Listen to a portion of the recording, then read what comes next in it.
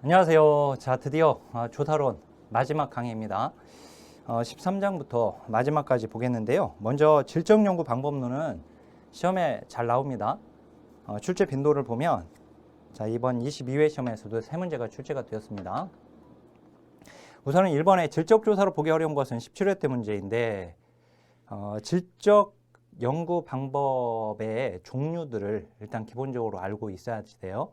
거기 근거 이론이나 문화기술, 그 다음에 내러티브 연구, 현상학, 이건 다 질적 연구 방법에 해당이 됩니다.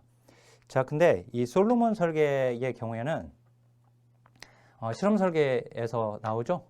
순수 실험 설계에 나오고 있는데 이 실험은 질적 연구에 해당되지 않습니다. 그래서 거기는 옳지 않고요. 자, 그 다음에 2번. 다음 중 질적 연구 방법에 대한 설명으로 맞는 것은 자료 수집 단계와 자료 분석 단계가 명확히 구분된다. 질적 연구에서는 명확하게 구분되지 않습니다. 즉 연구 절차가 덜 구조화되어 있어요. 자, 구조화된 면접을 많이 활용한다. 그 질적 연구에서는 면접과 관찰을 사용하는데 구조화된 면접이 아니라 심층 규명 또는 심층 면접이 가능한 비구조화된 면접. 우리가 이제 그걸 프로빙이라고 했었죠. 자, 그래서 비구조화된 면접을 이제 많이 활용하는 것이고, 그다음 이제 연역적 방법은 양적 연구죠, 그죠? 귀납법은 귀납적, 그죠? 귀납적 연구 방법이 되죠. 귀납적 방법이죠. 그다음 이제 그 경험의 본질의 의미를 탐구한다. 그게 맞죠? 그다음에 이제 일반화 가능성은 낮습니다. 자, 3번. 질적 조사에 관한 설명으로 옳지 않은 것은 실천 이야기, 생활 방식, 하위 문화 등이 질적 조사의 주제가 되고 자연주의는 질적 조사의 오랜 전통입니다. 그래서 이 질적 조사는 자연주의적 연구 조사라고도 합니다. 자, 확률 표본 추출 방법이 사용될 수 있다. 그 3번. 이거 조심해야 돼요. 그러니까 확률 표집은 양적 연구에서 하는 것이고 그다음에 이제 비확률 표집은 질적 연구에서 선언을 하는데 그렇지만 질적 연구에서도 확률 표본 추출 방법이 사용될 수는 있다. 될 수 있다. 라고 했으니까 맞습니다. 근데 확률 표본 추출 방법을 선호한다. 그러면 틀리죠. 비확률 표본 추출 방법을 선호하니까 자, 일반화 가능성이 양적 조사보다 낮습니다. 현장 연구라고 명명되기도 한다. 맞죠? 그 다음 이제 4번. 옳은 것인데 심층 면접은 주요 자료 수집 방법 중에 하나이다. 맞죠, 이게?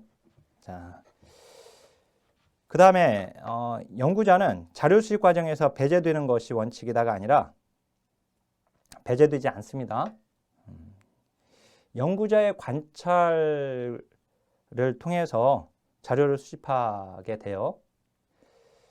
자, 그리고 완전 관찰자로서의 연구자는 먼저 자료 제공자들과 라포 형성이 요청된다.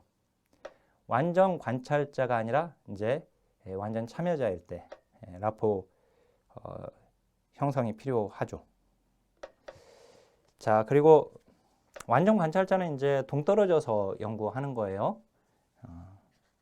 객관성이 확보되는 것이고 그래서 자, 그리고 이제 가설 설정은 자료 수집을 위해 필수적 요건이다. 귀납법에서는 가설이 뒤늦게 나옵니다. 사후 설정 가설이라고 했어요. 그죠? 연역법에서 이제 이론으로부터 가설을 먼저 끄집어내죠.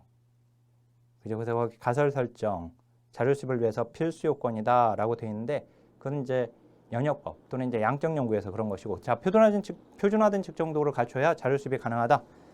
이것도 이제 양적 연구에서 이렇게 하는 것이고, 질적 연구에서는 아까 이제 연구 절차가 유연하다라고도 했었는데, 그래서 그 유연성과 개방성에 기초해서 다양한 정보 자료를 수집하는 것이기 때문에 표준화된 측정 도구를 갖춰야 자료 수집이 가능하다라고 하는 건 옳지 않습니다. 자, 5번에 질적 연구에 관한 설명으로 옳지 않은 것은 풍부하고 자세한 사실의 발견이 가능하고 문제에 대한 통찰력을 제공하고 연구 참여자의 상황적 맥락 안에서 이루어지죠. 자, 다른 연구자들이 재현하기 용이하지 않습니다.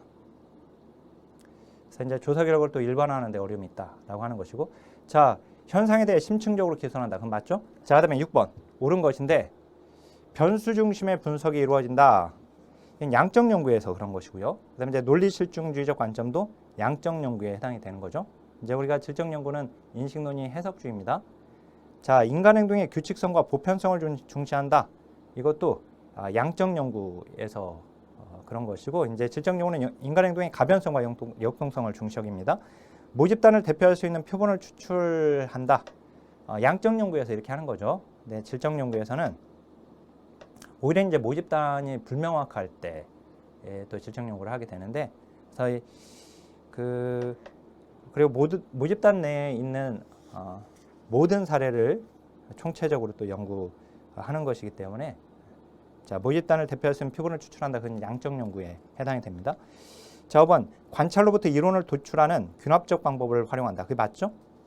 그래서 거기 1번부터 4번까지는 그냥 양적 연구예요.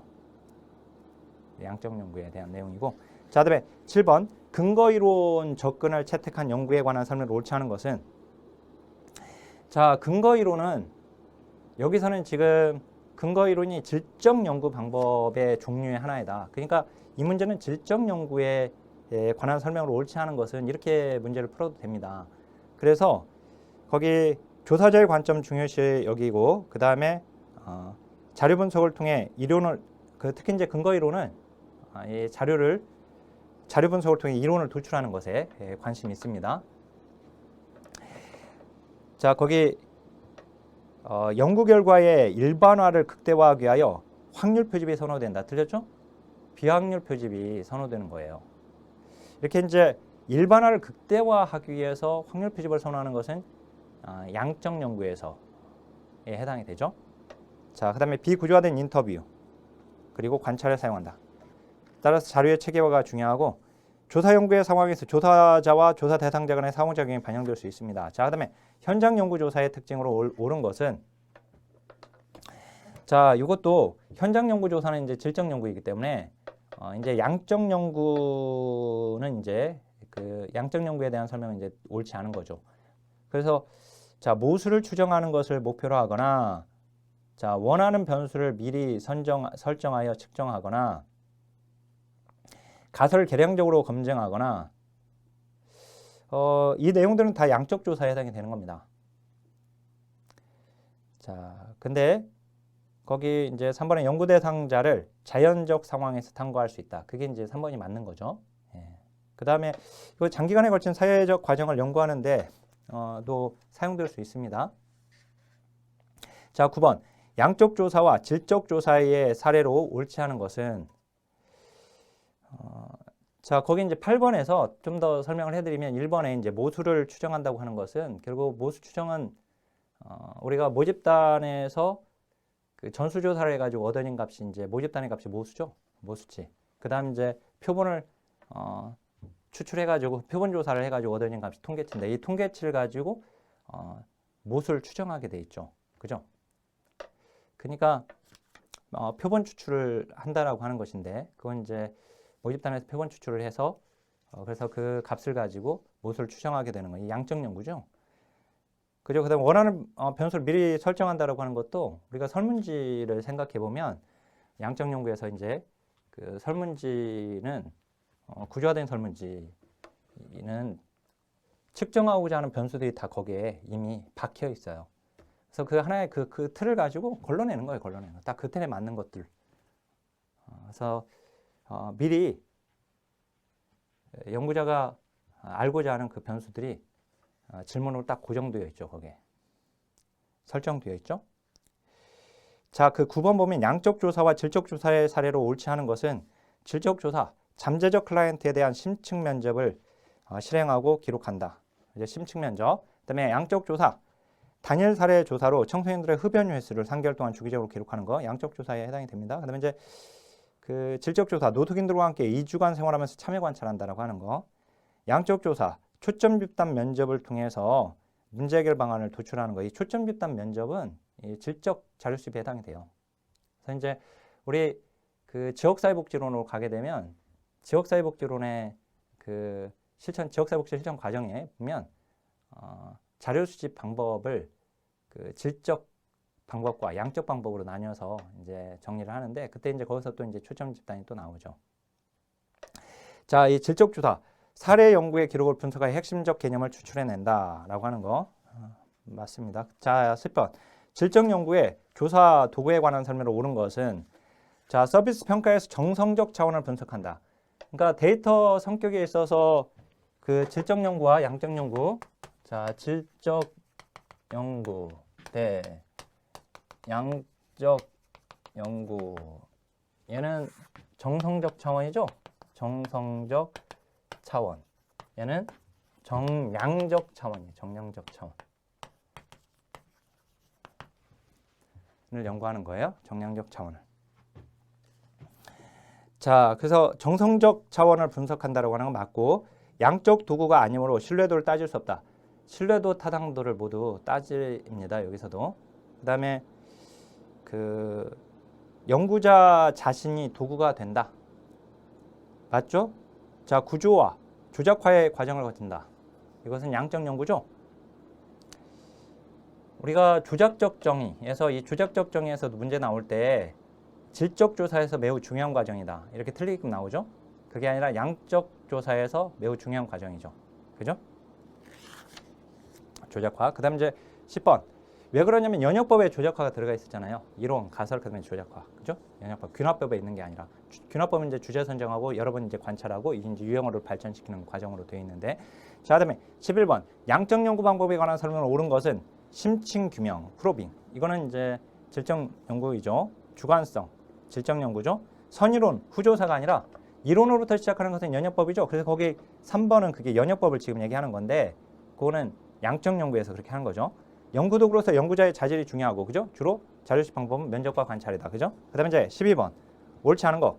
자, 연구자의 역할이 더 중요하고 소수의 사례를 깊이 연구하고, 그 다음에 연구 결과 일반화가 목표가 아니고, 일반적으로 신뢰도가 더 높다가 아니라 질적 연구는 타당도가 높습니다. 양적 연구가 신뢰도가 높은 것이고, 비교했을 때.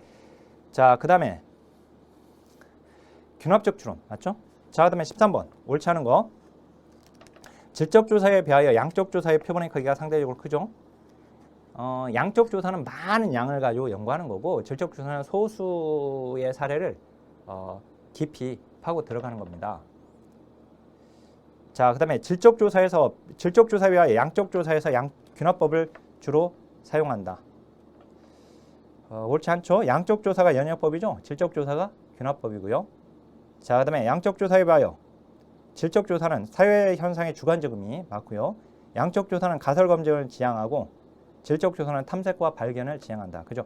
거기 이제 가설 검증을 지향하는 거, 우리가 그 사회조사 방법의 유형에서 공부할 때 탐색과 기술과 설명, 연구 목적에 따라서 이렇게 구분하는데, 그때 이제 탐색과 기술, 그 다음에 설명에서 이 설명적 연구가 가설 검증 조사, 가설 검증 연구라고도 했었어요. 그러니까 가설 검증 연구는 설명적 조사에 해당이 되는 것이죠. 그래서 이제 인과관계를 밝히는, 양적 연구는 이제 인과관계를 밝히는 것까지 가는, 설명까지 가게 되는. 근데 이제 질적 조사는 탐색과 발견을 지향한다. 맞고, 양적 조사에 비하여 질적 조사는 조사 결과 일반화가 어렵다. 그죠? 일반화 가능성과 양적 조사가 더 큰 겁니다. 자, 그다음에 14번에 연장 입양 아동이 주관적으로 경험한 입양됨의 의미 같은 주제. 의미, 입양됨의 의미라고 되어 있는데, 이게 바로 이제 질적 연구를 얘기하는 거죠. 그래서 질적 연구에서 사용되는 연구 방법에 관한 설명을 옳지 않은 것은 이라는 문제예요. 결국은. 자, 거기 초기의 분석들을 도중에 변경할 수 있습니다. 연구 절차가 유연하다라고 했었는데, 그다음에 이제 그 개방형 질문과 구조화된 면접으로 심층 정보를 얻는다. 자, 개방형 질문으로는 심층 면접 정보를 얻을 수 있지만, 구조화된 면접으로 심층 정보를 얻을 수 있는 게 아니죠. 비구조화된 면접으로 심층 정보를 얻을 수 있는 거죠. 그죠? 그래서 이제 2번이 옳지 않고요. 연구도구로서 연구자가 가진 자질이 중요하고, 자료수집과 분석이 단계상 분명히 구분되지 않을 수 있다. 이것도 이미 앞에서 나왔었고, 연구자의 주관성이 개입될 수 있다. 그죠? 예. 그래서 지금 보면 지문을 보면 약간 조금씩 다르긴 하지만 이게 질적 연구에 해당되는 이 문장들, 이게 맞는 문장들은 맞는 문장대로 또 알고 있으면 돼요. 그러면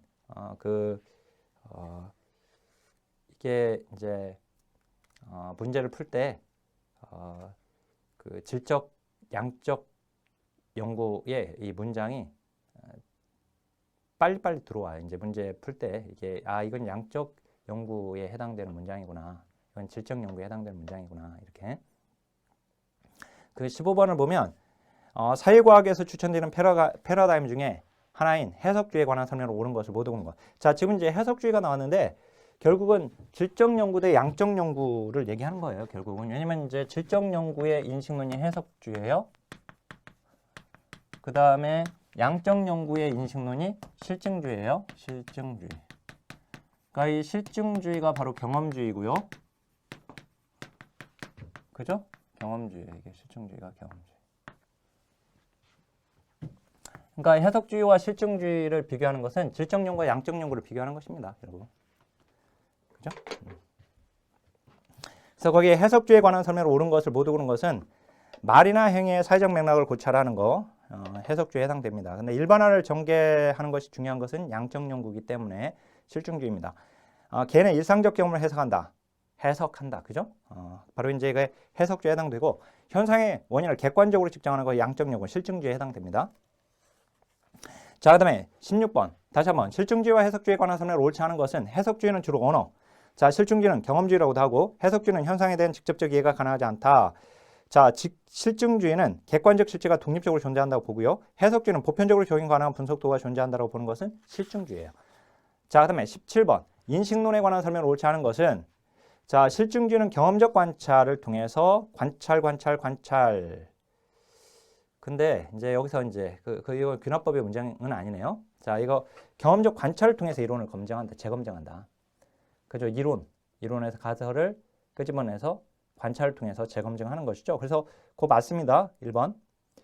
해석주의는 사회적 행위의 주관적 의미. 해석주의 맞죠? 자, 실증주의. 적은 수의 표본으로 결과를 일반화하는 것은 무리라고 주장하는 거죠. 그죠? 그래서 이제 양적 연구는 그래서 많은 수의 표본을 가지고 하게 되고, 자, 해석주의, 즉 질적 연구는 언어를 분석 대상으로 활용하고, 자, 실증주의는 연구자의 가치 태도, 자, 연구자의 주관이라고 하는 것은 해석주의죠. 즉 질적 연구입니다. 자, 18번 옳지 않은 것은 자, 인간 행위를 자, 실증주의네요. 확률적 법칙, 그 다음에 과학과 비과학의 구분, 그 다음에 일반화 가능성 강조, 자, 연구 결과 잠정적 지식으로 간주. 근데 행위자의 입장에서 이해하려고 하는 것은 그냥 해석주의입니다. 자, 그 다음에 19번 실증주의의 특징과 가장 거리가 먼 것은 이론의 재검증, 그 다음에 객관적 조사, 주관적 의미에 대한 해석은 해석주의겠죠. 자, 보편적이고 적용 가능한 통계적 분석 도구, 연구 결과 일반화. 다 그거 실증주의입니다. 자, 그다음에 20번. 다음은 어떤 연구에 관한 설명인가? 연구자가 연구 대상보다 우위에 있다는 암묵적 가정에 도전하고 연구자는 자신의 문제와 해결책을 스스로 정의를 내려요. 그다음 이제 연구 대상자는 연구 설계 주도적 역할을 수행하게 되는 거. 이게 이제 참여행동 연구입니다. 참여행동 연구가 11회 때 그렇게 나왔는데 자, 그죠? 21번 보면 21회 때 A 사회복사는 가정 밖 청소년들의 범죄 폐해와 정신건강의 문제를 당사자의 관점에서 이해하고 자, 그리고 주체적으로 해결하기 위해 연구를 시작하였는데 연구에 참여한 가정 밖 청소년들이 A 사회복사와 함께 사회 구조적인 문제를 해결하기 위해서 다양한 방안을 스스로 만들고 수행하는 거. 이거 참여행동 연구예요, 이게.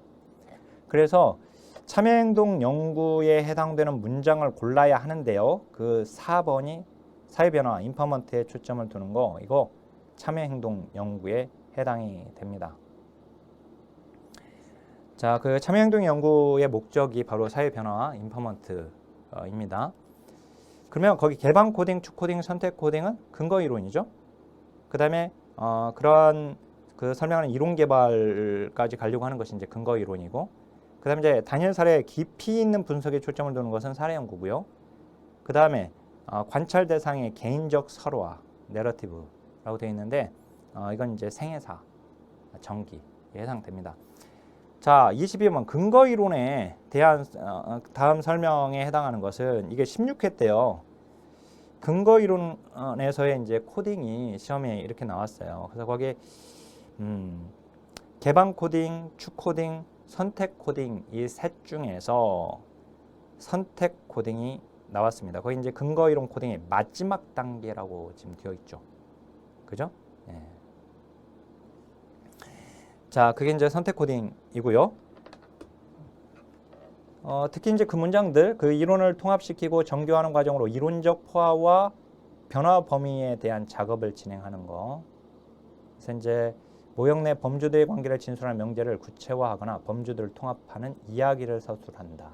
이 선택 코딩, 근거 이론 코딩의 마지막 단계이다. 이렇게 기억하시고, 거기에 이제 23번에 보면 근거 이론의 분석 방법에서 수집된 자료에서 나타나는 범주들 간의 관계를 파악하기 위해서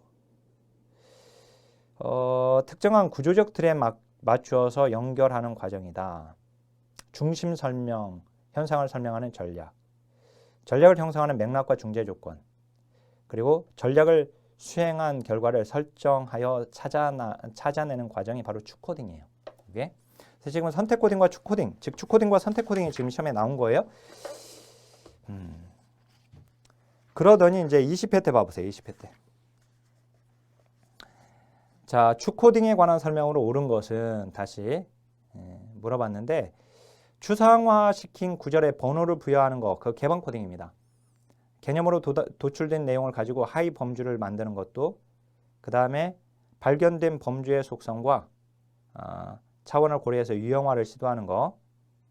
자, 이거 다 개방 코딩에 해당돼요. 그 다음에 이론 개발을 위해 핵심 범주를 중심으로 다른 범주와의 통합과 정교화 과정을 만드는 과정이 이제 아까 마지막인 선택 코딩이에요. 발견된 범주를 가지고 중심 현상을 중심으로 인과적 조건을 만든다.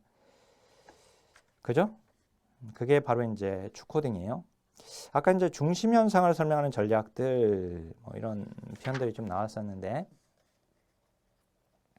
그 23번에서 보면, 자, 그다음에 25번 질적 연구 방법과 적절한 연구 주제가 바르게 연결된 것을 모두 그런 것은, 자, 현상아, 늙어간다는 것이 어떤 의미인지, 의미, 이 주관적 경험의 본질과 의미에 초점을 두는 것이 바로 현상학이에요. 그래서 맞아요.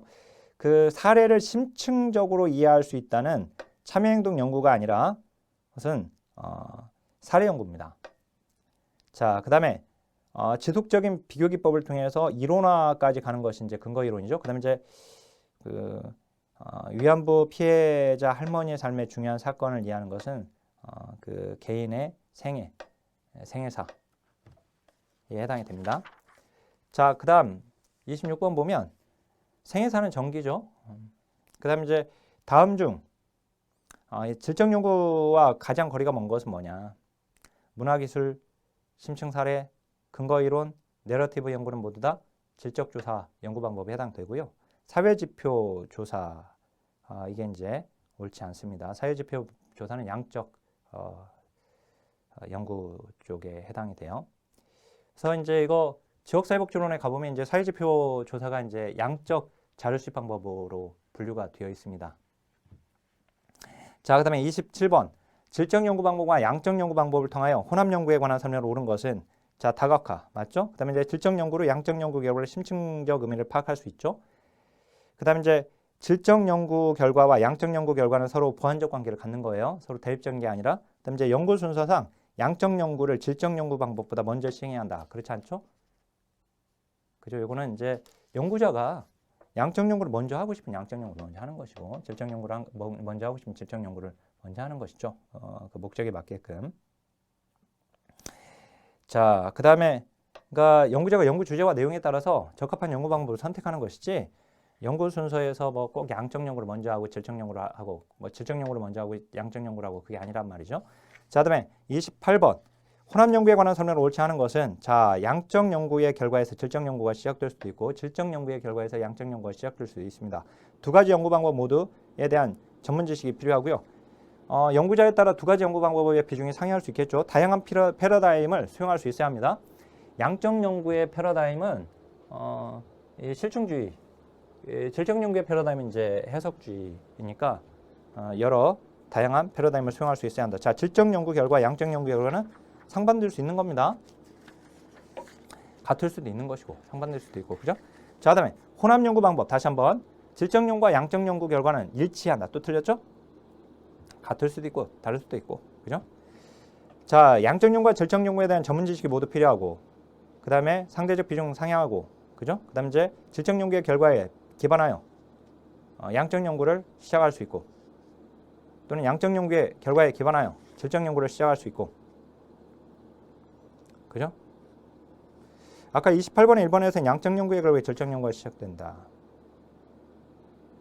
이번엔 질적 연구 결과에 따라서 기반해서 양적 연구를 시작할 수 있다. 바꿔냈잖아요. 그죠? 어떤 것이든 맞고. 상충되는 패러다임들도 수용할 수 있어야 한다. 맞습니다.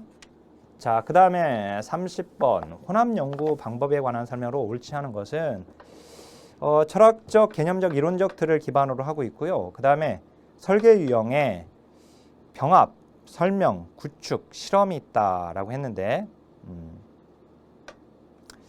제가 지금 이건 설명을 좀 아주 좀 자세하게 좀 해놨는데, 여기서 실험이 지금 들어가 있어서 지금 틀립니다.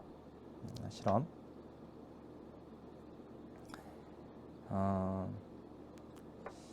거기서 이제 그 병합이나 또는 설명 구축 그런 것들은 다 설계 유형에 혼합 연구 방법의 설계 유형에 해당되겠지만 실험은 지금 올바르지 않고요. 자, 그 다음에 실험은 그러니까 양적 연구 방법입니다. 자, 혼합 연구 방법이 사용되는 게 아니라, 그다음에 이제 그 양적 설계에서 질적 자료를 단순히 추가하는 것은 아니다. 그다음에 각각의 연구 방법을 통해서 얻은 결과가 서로 확증되는지 알아보기 위해 사용되고, 질적 연구 방법으로 발견한 연구 주제를 양적 연구 방법을 이용해서 탐구하기도 합니다. 자, 그 다음에 31번 삼각 측정. 다각화죠. 설명을 옳지 않은 거. 측정에서 조사자의 편견이 작용할 여지를 줄여주죠. 그다음 이제 하나의 개념을 측정하기 위해서 2개 이상의 관련 자료를 또 수집하는 거 맞습니다. 자료원 삼각 측량 이렇게. 그 다음에 객관적 자료의 객관성을 높일 수 있고, 상호 일치도가 높은 자료를 판별해 사용할 수 있는데, 여러 사람의 관찰함으로 측정의 오류 발생 가능성이 낮아지게 되는 것이죠. 그죠?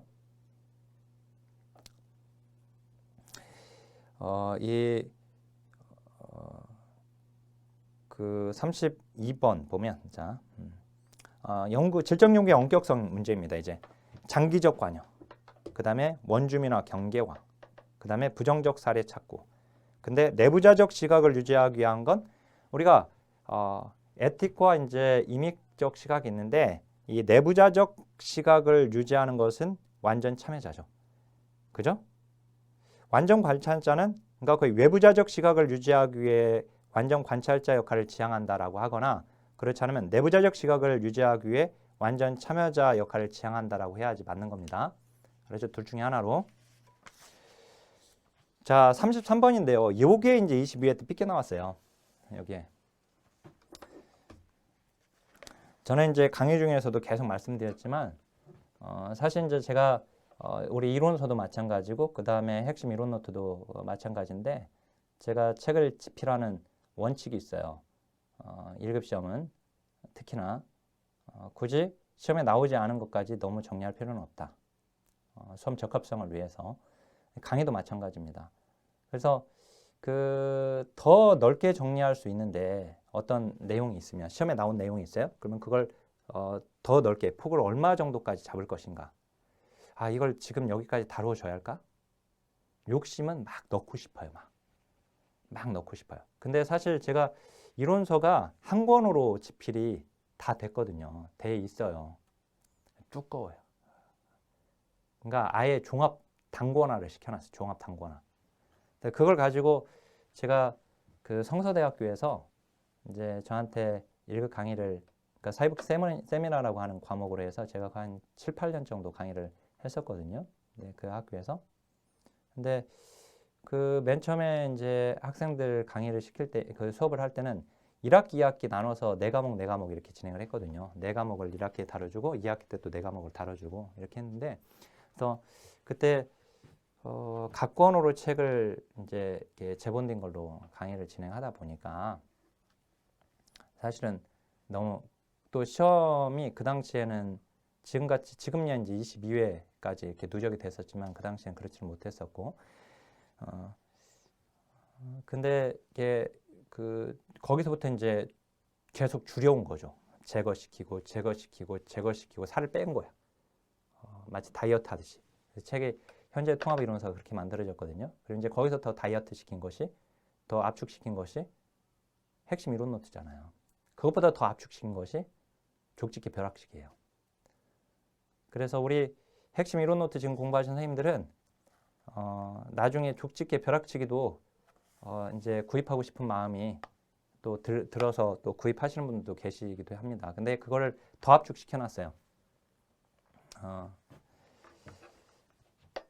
그래서 다시 한번 우리 시험을 준비하는 입장에서도 나온 것에 집중을 해야 하고, 저도 이제 강의도 마찬가지로 나온 것에 집중해서 이제 강의를 해드리려고 하는 겁니다. 근데 이것도 이전에 이걸 미리 좀 정리를 해놓을까 말까 했었는데 이게 또 나와버렸어요. 그래서 이제 뭐 나왔으니까 이제 알면 되는 겁니다. 사실은.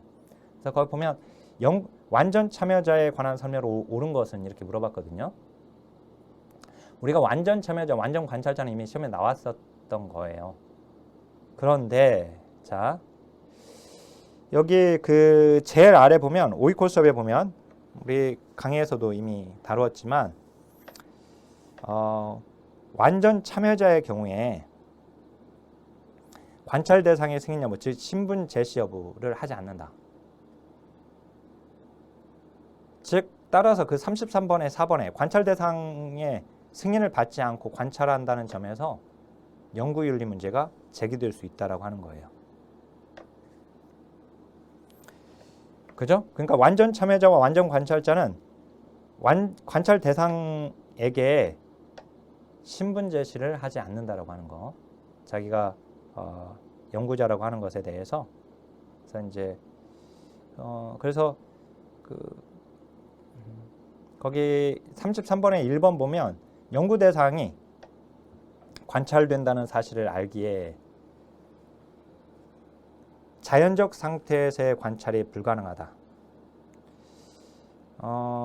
완전 참여자는 자신의 신분 자체를 밝히지 않기 때문에 연구 대상들이 관찰된다는 사실을 알지 못합니다. 그래서 자연적인 상태에서 관찰이 가능한 거죠. 오히려. 자, 관찰 대상과 상호작용이 없이 참여자니까 상호작용을 하겠죠. 상호작용이 없는 것은 이제 완전 관찰자가 되겠고요. 그 다음 이제 관찰 대상의 승인을 받고가 아니죠. 들렸고, 그 다음 이제 승인을 받고 그 다음에 관찰 대상과 어울리면서 객관성을 유지하고자 하는 것은 참여 관찰자에 해당이 됩니다. 그 다음에 관찰 상황을 인위적으로 통제한 상황에서 관찰을 진행한다. 인위적으로 통제하지 않습니다. 자, 그래서 이제 거기까지 문제가 나왔으니까 그 아래에 있는 그 표를 보면서 조금 더 완전 참여자와 완전 관찰자 그간에 이것만 나왔었는데, 그래서 둘 다 이제 신분을 제시하지 않은 것이고, 관찰 참여자와 참여 관찰자는 이제 신분을 제시하고 있다는 거. 그다음에 이제 관찰 대상과 상호작용 여부는 완전 관찰자는 상호작용을 하지 않지만 나머지는 다 상호작용을 하고 있다라고 하는 거. 연구하는 집단에 완전히 참여하느냐 여부. 완전 참여하는 것은 완전 참여자와 관찰 참여니까 참여자로 끝내 참여자들이 이제 참여한다라고 하는 거. 자, 34번. 질적 연구 방법에 관한 설명을 옳지 않은 것은 근거 이론의 목적은 이론의 생성이다. 맞고요. 그다음에 이제 문화기술지는 특정 문화 이해이고요. 그다음에 이제 현상학은 경험의 본질과 의미이고요. 그게 핵심입니다. 그다음에 자료 수집원을 다양화하여 연구의 엄격성을 높일 수 있는 거. 이건 이제 삼각 측량을 지금 얘기하는 것이고요. 그다음에 이제 부정적 사례의 목적은 연구자가 편견에 빠지지 않도록 동료 집단이 감시 기제로서의 역할을 한다.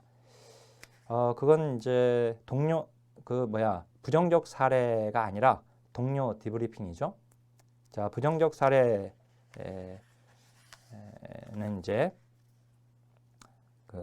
다양한 사례들, 모든 사례들을 최대한 포함시킬 수 있도록 계속해서 하는 것입니다. 자, 그 35번 보면 이제 연구의 연격성 높이는 거, 장기간의 관찰, 그 다음에 표준화된 척도는 아니죠. 그 다음 이제 부정적 사례 분석, 그 다음에 다각화, 거기까지입니다. 그 다음 이제 36번 엄격성 높이기 위한 거. 또 그러니까 마을 만들기 참여 연구 경험에 관한 연구니까 이제 질적 조사를 얘기하는 거죠. 질적 조사에서 이제 엄격성을 높이는 것인데 삼각 측정, 부정적 사례, 즉 예외 사례의 표본 추출, 그다음에 장기적 관찰, 그다음에 연구 윤리 강화까지 모두 해당됩니다. 자, 이제 13장 질적 연구 방법에서 출제된 문제 보겠습니다. 이번에 두 문제가 출제가 되었어요. 근데 우리 내용 분석에서 문제 풀었던 것처럼 내러티브 탐구가 이제 내용 분석하고 같이 문제가 같이 나왔죠. 그죠? 자, 우선 1번. 양적 연구 방법에 관한 설명 옳지 않은 겁니다. 양적. 자, 논리 실증주의에 기반한, 그러니까 양적 연구 방법 물어봤지만 사실은 질적 연구예요. 그죠? 질적 연구와 양적 연구를 비교하는 것이니까. 그죠? 논리 실증주의에 기반하고 있죠? 또는 그냥 실증주의, 또는 경험주의. 그죠? 맞는 것이고. 그러니까 양적 연구 방법에 관한 설명 옳지 않은 것을 고르라고 하는 것은 질적 연구 방법을 고르라는 거예요. 자, 주관적이며 직관적인 관점에서 접근하는 거. 이게 바로 질적 연구죠. 그죠? 그래서 이제 2번이 질적 연구에 해당됩니다. 자, 양적 연구는 주관적인 게 아니라 객관적이죠? 자, 그리고 구조화된 조사표에 대한 활용 빈도가 높은 것도 양적 연구죠. 구조화된 설문지를 가지고 합니다.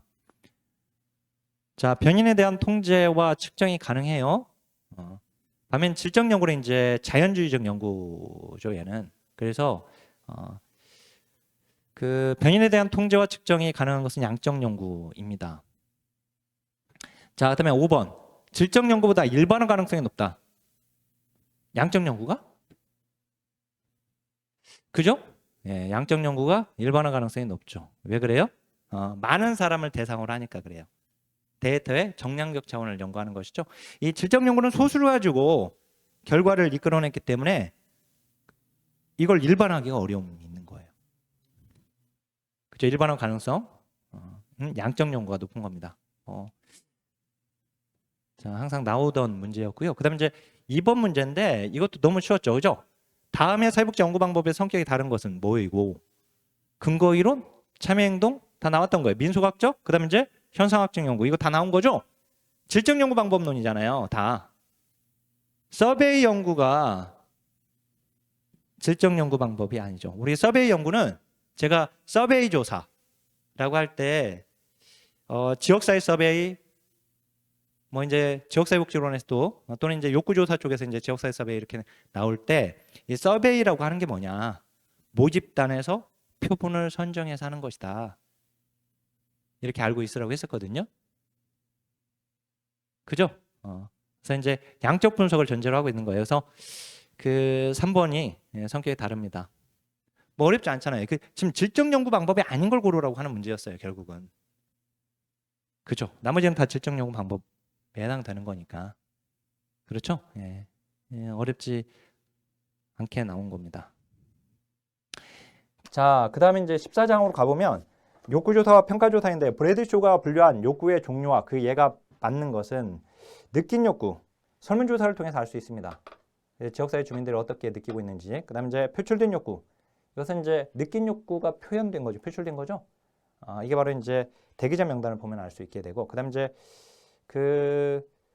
비규적 욕구. 비규적 욕구는 인근 지역 간의 비교. 그래서 사회 지표를 통해서 그 비교가 가능합니다.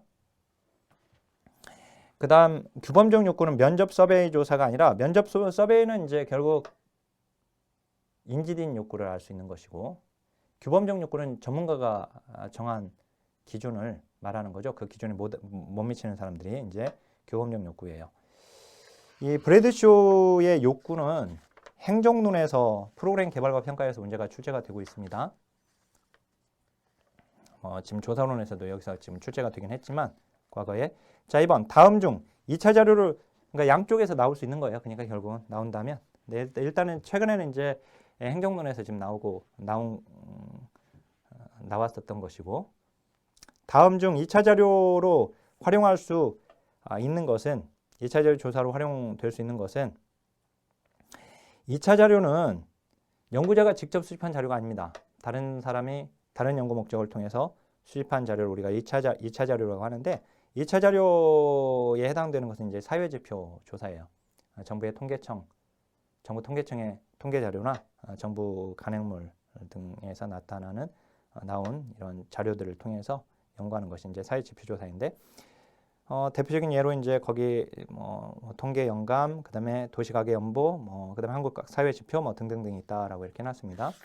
그다음 이제 3번 자 620쪽에 욕구조사의 유형에 관한 설명을 옳지 않은 것은 지역주민 서베이는 소유자 중심 욕구 사정에 적합한 것이고 지역주민 서베이는 지역주민 이제 소유자니까 그다음 이제 지역 자원 재고 조사는 지역의 자원 말 그대로 재고를 조사하는 것이니까 지역사회 서비스 자원에 대한 정보 획득에 용이하겠죠. 그다음에 사회지표 조사는 지역사회 주민 욕구의 장기적 변화를 파악하기 쉽습니다. 통계 자료를 생각하면 돼요. 그 지역의 이제 이 통계 수치의 변화를 통해서 알 수 있고, 그다음에 지역사회 포럼은 조사 대상자를 상대로 개별적으로 자료를 수집하는 게 아니라 지역 주민들을 모아놓고 하는 것이죠. 그래서 이제 지역사회 전반적인 분위기를 파악하는 데 유용하고 개별적으로 자료를 수집하는 게 아닙니다. 자, 주요 정보 제공자 조사는 정보 제공자의 편향성이 나타날 수 있습니다. 자, 그다음에 4번 욕구조사에서 지역사회 공개 토론의 특징으로 옳은 것을 모두 고른 것은 모든 지역 주민이 동등하게 의견을 제시할 기회. 지역사회 공개 토론회는 동등하게 의견을 제시하지 못합니다. 그러니까 이제 통제하기 어려워요. 자, 표본 대표성이 높다도 떨어지죠. 이건 옳지 않죠. 왜냐면 공개 토론회에 참여하는 사람들만 참여해요. 지역 주민들이 전체가 참여하는 게 아니라, 그다음에 이제 거기에 참여한 사람들이 그 지역 주민들을 대표한다라고 보기 어렵습니다.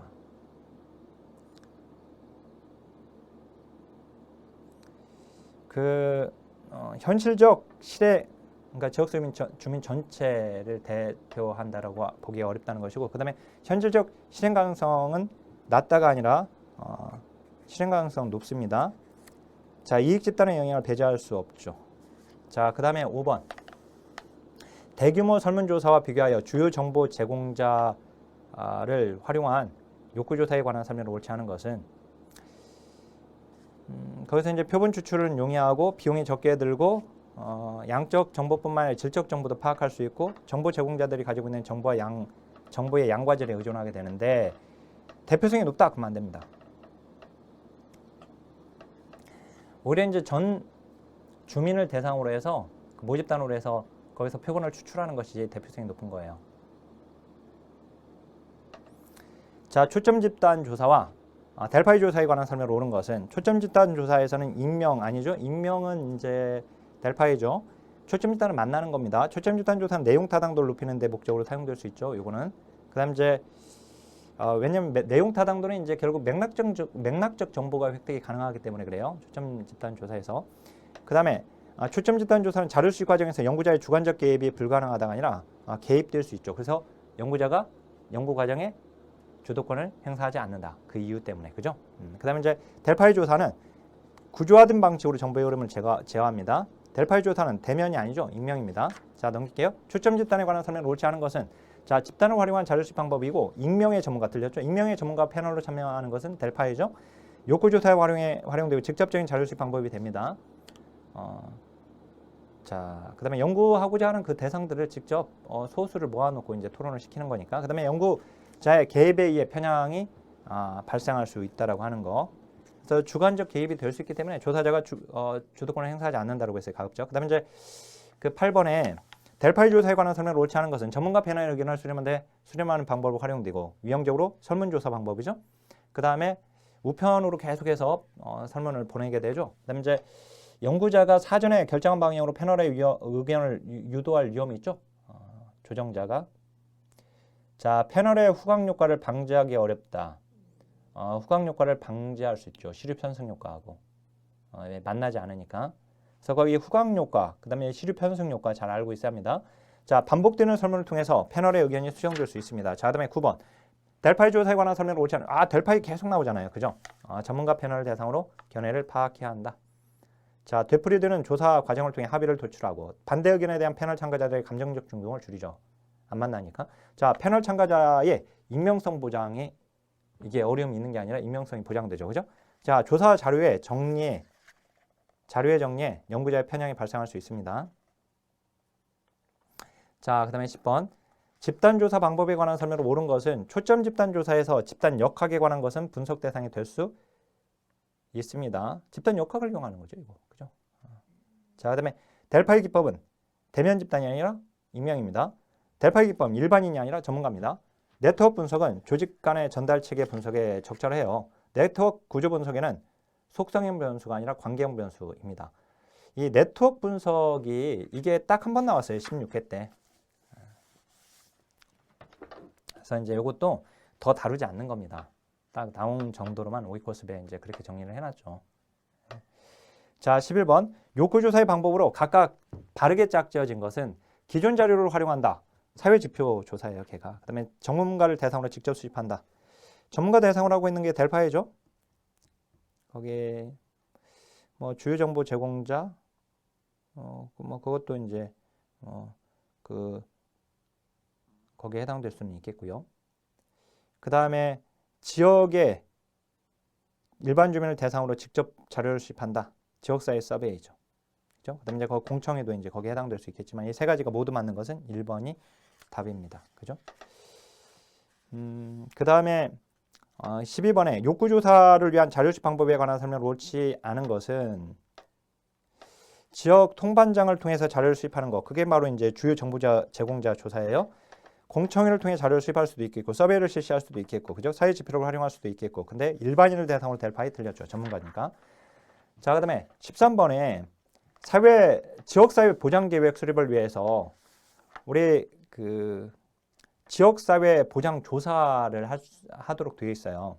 4년마다 실시한다라고 되어 있는데 우리 이제 이게 지역사회 보장계획은 굉장히 중요하잖아요. 우리 지역사회 복지론에서 무조건 한 문제가 나오는 것인데 근데 지역사회 보장조사가 있어요. 자, 그런데 거기에 포함될 수 있는 조사. 자, 자치단체 정책 공약 관련 자료의 내용 분석. 그 다음에 지역 주민의 욕구 파악을 위한 서베이. 복지 전문가 대상의 초점 집단 면접. 그죠? 다 가능해요. 질적 자료 수집을 위한 구청 업무 담당자와의 심층 면접 모두 해당될 수 있습니다. 자, 평가조사로 가게 되면 지역 아동센터에서 인지능력 개발 프로그램을 종료한 후에 이를 재진행할 것인지 완전히 종결할 것인지 총괄평가입니다. 종료한 후라고 되어 있죠. 자, 그 다음에 제3자의 평가가 여러 복지관에서 완성한 평가서를 다시 점검한다. 평가를 다시 평가하는 거 메타평가죠. 자, 그 다음에 A복지관에서 전년 대비 예산 축소로 인해 현재 운영하고 있는 다른 프로그램과의 성과를 다른 프로그램들의 성과를 동일한 가치 기준으로 평가했대요. 자, 그 말은 우리가 이제 투입과 산출 또는 성과. 자, 투입만 양화시키는 것을 비용 효과 분석이라고 하죠.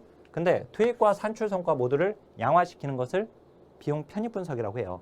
그러니까 거기서는 그 성과 자체를 다른 프로그램들의 성과를 동일한 가치 기준으로 만들었다는 것은 화폐 가치로 양화시켰다는 거예요. 화폐. 그렇죠. 양화. 그래서 이제 비용 편입 분석을 얘기하는 것이고 그다음 이제 4번. 외부 평가자와 비교하여 내부 평가자를 활용할 때 장점이 아닌 것은 자, 내부 평가자는 이제 자체 평가, 내부 평가, 외부 평가가 있는데 자체 평가는 프로그램을 진행한 그 본인이 프로그램을 담당한 그 본인이 평가하는 거예요. 자기가.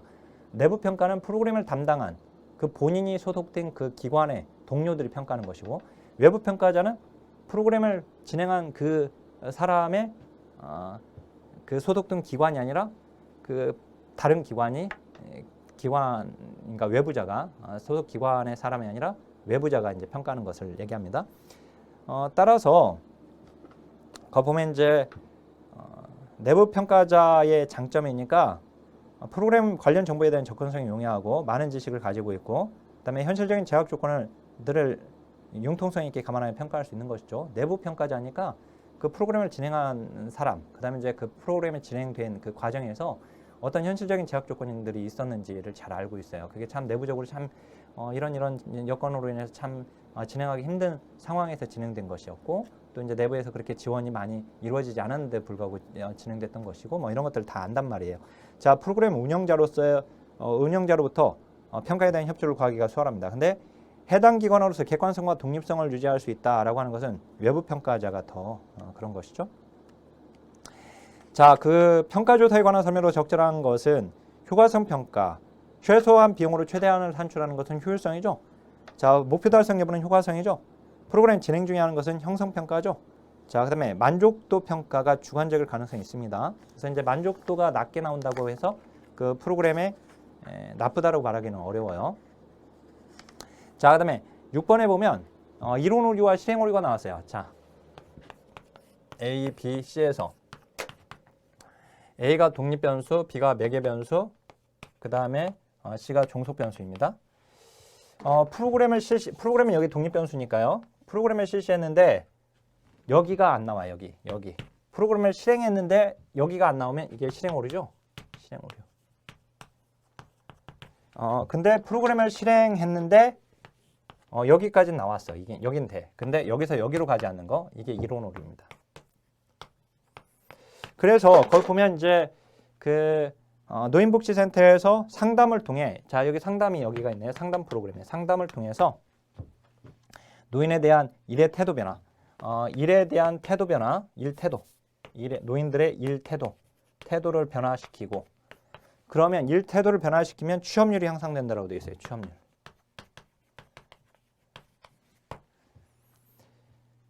자, 그런데 거기 보면 이제 이론 오류, 옳지 않은 겁니다. 이론 오류는 지금 여기를 얘기하는 거예요. 그 일의 태도까지, 여기 지금 상담을 해서 일의 태도의 변화는 가져왔는데 여기서 여기로 못 가는 것을 얘기해요. 이론 오류는. 그러니까 취업률이 낮은 거예요. 그러니까 이제 거기에 그러면 노인의 취업 기회가 부족해서 취업률이 낮은가? 이걸 고민해야 돼요. 여기서 여기로 못 가는 이유. 그다음에 이제 노인의 취업은 노인의 일상생활 수행 능력과 관계가 있을까? 이런 거죠. 자, 노인은 집단 상담보다 개별 상담을 선호한다. 이 상담을 고민하는 것은 여기죠. 여기서 여기로 못 가는 것이 실행 오류예요. 실행 오류. 그러니까 이 상담에 어떤 문제가 있는 것인가? 그죠? 거의 1번은 실행 오류입니다. 상담자의 연령, 상담 장소, 이걸 다 고민하고 있단 말이에요. 여기는 실행 오류는. 그죠? 자, 그다음에 7번. 프로그램 평가 연구에 관한 설명을 옳지 않은 것은 종속 변수는 프로그램이다. 프로그램은 독립 변수입니다. 나머지는 모두 맞고요. 자, 그다음에 8번. 또래 관계 증진 프로그램에 결혼 이민자의 가정, 자녀들의 자아 정체감에 미치는 영향을 평가하는 연구를 실시하고자 하는데, 자아 정체감의 차이를 불러올 수 있는 부모의 사회 경제적 지위, 다음 중 무엇에 해당하는가? 자, 뭐라고 했냐면 이렇게 되어 있어요. 또래 증진 프로그램이 결혼 이민자 가정 자녀의 자아 정체감, 이 결혼 이민 자녀들의 자아 정체감에 영향을 주는지. 결혼 이민 자녀들의. 그러니까 얘가 독립 변수죠. 여기가 종속 변수죠. 그런데 여기서 이때 자아 정체감의 차이를 불러올 수 있는 부모 사회 경제적 지위는 뭐냐? 여기 부모의 사회 경제적 지위, 얘는 뭐냐? 자, 여기서 이제 여기서는 독립 변수와 종속 변수는 일단 아니죠. 그죠? 자, 그래서 이 프로그램에서 이제 거기 일단은 종속 변수에 또 영향을 줄 수 있는 거. 우리가 외생 변수는 독립 변수, 종속 변수에 모두에 영향을 주게 되거든요. 그래서 이제 그게 외생 변수에 해당된다는 걸 알 수가 있는데, 근데 거기 오답풀이에 1번 한번 보시면 우리가 이제 프로그램 평가 요소에서 우리 논리 모델에서 이제 공부할 때 전환, 산출, 성과. 투입과 그 다음에 활동이 이제 전환이 되게 되는데, 그 다음 이제 산출, 성과 이렇게 나눕니다. 근데 이제 이 산출은 서비스 산출과 관련된 변수이다. 양적 개념이고 성과는 질적 개념이에요. 이제 우리 행정론에서 논리 모델을 공부하면 알게 돼요. 그리고 이제 투입은 그 프로그램에 투입된 요소들을 지금 얘기하는 거예요. 그래서 거기에 투입, 그 다음에 산출, 성과에 해당되지 않는다라고 하는 걸 알 수 있습니다.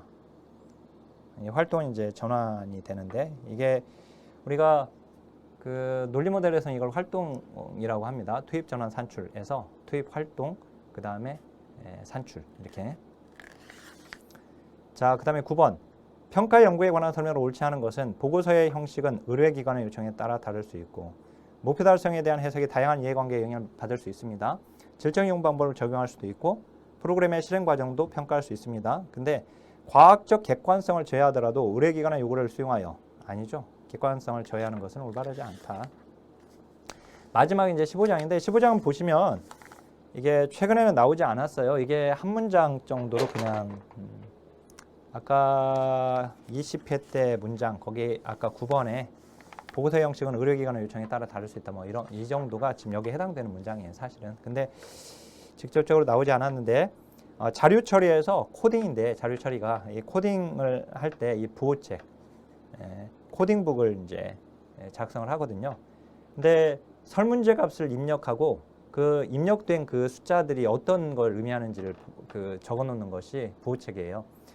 그러니까 설문지 자체의 내용인 거죠. 그래서 거기 설문지에서 옮겨 적은 이 숫자가 무엇인지, 어떤 변수인지에 대한 변수 설명, 변수의 유형은 어떤 변수의 유형인지, 변수의 값, 그 다음에 변수의 이름, 이런 것들은 부호책에 들어가요. 근데 통계적 유의 수준은 들어가지 않습니다. 그 다음 이제 2번 조사 보고서 작성에 관한 설명을 옳지 않은 거, 관해서 옳지 않은 거. 조사 보고서는 명확한 표현을 정확하게 작성, 독자 수준에 맞게 작성, 그 다음에 목적과 필요성을 기술하고, 그 다음에 본문은 가능한 길고 자세하게 서술하는 게 아니라 간결하고 짧은 문장으로 서술합니다. 자, 그 다음에 그 근거 자료를 충분히 제시하는 것이 좋겠고, 그 다음에 이제 3번. 여기 서론본론 결론에서 제가 강의에서 말씀드렸지만, 이론 강의나 핵심 이론 강의에서 말씀드렸지만, 그래서 이제 연구 결과에 하면은 결론에 들어가죠. 그죠? 연구 결과 자체는 이제 본론에 들어가는 것이고, 그래서 이제 그거 구분해서 알아야 돼요. 나머지는 다 맞고. 그죠? 자, 4번. 마지막입니다. 조사 보고서에 반드시 들어갈 기본 구조에 해당하지 않는 것은 연구비 내역은 들어가지 않습니다. 나머지는 다 들어가는 것이고요. 자, 이렇게 해서 우리가 지금 1교시가 다 끝났습니다. 지금 아시겠지만 이 책이 국내에서 가장 많은 문제를 담고 있는 거예요. 특히 이제 그 우리 보건대 가지고 보건대 문제, 9회까지는 보건대 문제니까 그 중에 이제 제가 여기서 뺀 문제들이 있긴 하지만, 왜냐하면 이제 최근에 나온 문제가 이미 보건대 문제, 최근 문제를 풀으면 보건대 문제가 그냥 해결되는 경우는, 그리고 보건대 문제 자체가 보건대였다 보니까 문제가 좀 조잡해, 문장들이 좀 조잡한 것들이 있거든요. 그래서 그런 것들 다 뺐을 때 그리고 그나마 남겨놓은 문제예요. 아셨죠? 그래서 지금 이 내용을 얘를 가지고 그냥 돌려버리는 거예요, 계속. 그렇죠? 회독해야 돼요, 회독, 계속. N회독, 한 번 해독, 또 두 번째 해독, 세 번째 해독, 계속 해독하세요. 그래서 5회독 이상 할 수 있도록 한번 해보세요. 그러면 시험장에 가면 물고기가 튀어오르듯이 정답이 튀어오르게 된다. 아셨죠? 자신감 가지고 어차피 이 안에서 문제는 다 나온다. 근데 이제 이것만으로는 안 되니까 이것만으로는 이제 흩어진 지식이 되게 되니까 이걸 이제 얘의 기반이 되는 건 이론이잖아요. 그래서 이제 그 이론이 바로 핵심 이론 노트니까 핵심 이론 노트와 얘를 계속해서 반복해서 보셔야지 되는 겁니다. 아셨죠? 만들어진 문제를 풀면 안 되고 우선은 그래서 이제 만들어진 문제는 모의고사를 나중에 연습하면 돼요. 그래서 지금은 기출 문제에 집중해야 돼요. 시험 보기 1개월 전까지는 기출 문제에 집중하는 것이 가장 좋습니다. 그다음에 이제 문제 연습하는 건 1개월로도 충분해요. 그래서 기출 문제의 논점을 완전히 내 것으로 만드는 것이 중요하다. 아셨죠? 자, 제14장 욕구조사와 평가조사에서 문제 출제된 걸 보겠습니다. 이번에 한 문제 출제가 되었어요. 뭐 항상 나오는 게 나왔죠. 그죠? 델파이 기법. 우리 지난 시간 이제 지난번 질적 연구 방법도 사실 우리가 공부한 내용은 굉장히 많은데 23회 때 출제된 것은 너무 그냥 너무 쉽게 나왔어요. 사실 질적 연구 방법도.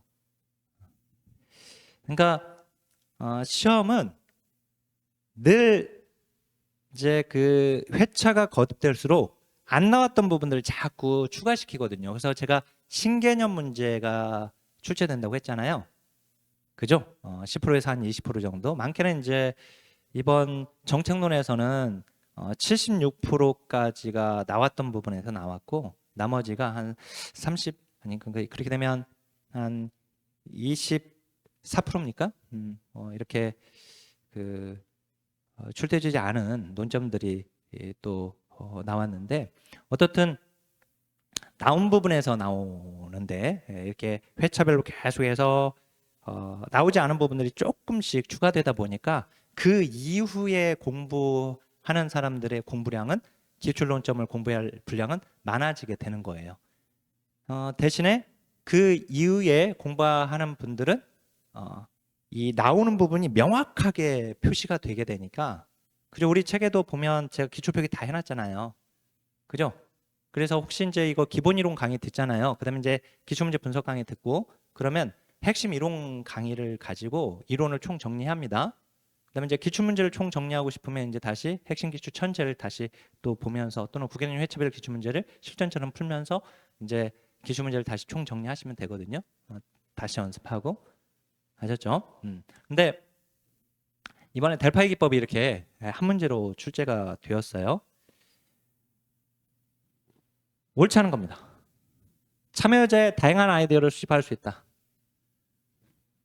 그죠? 패널과 이제 조정자로 이제 구성되는데 이 전문가 패널을 정해놓고 전문가의 의견을 알아낼 수 있고 그걸 토대로 이제 합의까지 가게 되는 것이죠. 이게 합의가 목적이죠. 다양한 아이디어가 수집될 수 있고 이게 합의가 목적이다 보니까 극단적인 견해를 빼게 돼서 창의적인 의견이 손상될 수 있다. 뭐 이런 단점이 있었습니다. 그죠? 자, 근데 기명으로 진행된다. 틀려버렸죠, 바로. 그죠? 익명이잖아요, 이거 익명성.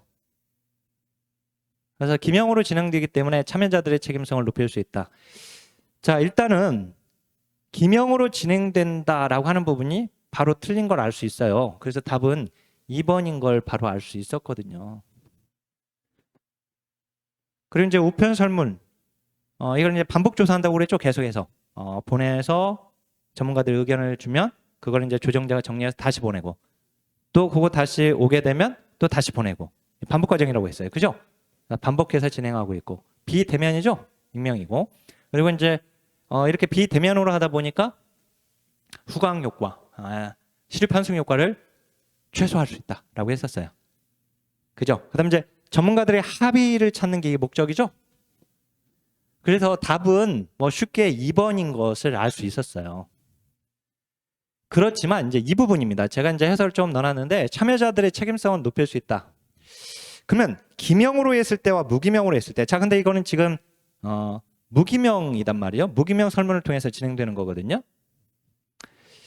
자, 그런데 이 무기명으로 하는 것이 참여자들, 즉 델파이는 이제 무기명으로 하니까 무기명으로 하는 것이 그럼 참여자들의 책임성을 높일 수 있는 것이냐? 책임성 관련해서는 높일 수도 있고 떨어뜨릴 수 있다라고 또 말할 수 있게 돼요. 왜냐면은 일단 무기명이기 때문에 자유롭게 의견을 제시할 수가 있죠. 그래서 우리가 후광 효과나 시류 편승 효과를 최소화할 수 있다라고 하는 것이 권위 있는 사람의 의견에 동조하는 것을 후광 효과라고 했고 다수결의 의견에 동조해 버리는 거, 시류에 따라가는 거, 그게 바로 시류 편승 효과라고 했죠. 한마디로 집단의 압력이에요. 그런 것들이 그러면 집단의 압력에 따라가지 않아도 돼요. 그래서 자신의 의견을 자유롭게 제시할 수 있기 때문에 그런 측면에서는 참여자들의 책임성을 높일 수 있는 거예요. 근데 한편으로 무기명으로 이제 의견을 제시하게 되는 것이니까 내가 이렇게 좋은 의견을 제시했어도 내가 제시한지를 모르니까 아, 내가 이렇게 좋은 의견을 제시하는데 나의 기여도 이게 인정되지 못하는 거잖아요. 그러면 그죠? 그래서 표면적인 그냥 의견만 제시할 수 있어요. 그래서 참여자의 책임성이 오히려 떨어질 수도 있는 거예요. 아셨죠? 근데 이제 여기서는 확실히 여기 기명으로 진행된다라고 해서 틀린 문장인 것을 바로 알 수 있었습니다. 자, 이렇게 해서 우리 욕구조사와 평가조사에서 지금 한 문제가 출제가 되었는데요.